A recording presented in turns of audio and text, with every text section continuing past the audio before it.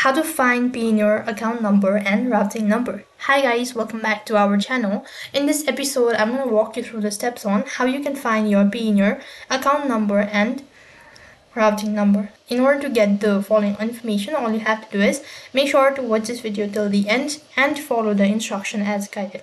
So basically, you have to make sure that the device is connected to an internet service. After that, you have to go ahead and log into your Payoneer account. Once you're logged in, that's going to take you to the home page. And from the home page itself, you have to go ahead and tap on your profile icon. As you click on the profile icon, then you need to go to your account detail option, and then you'll be taken to this page where you can find your information as your routing number and then the account number.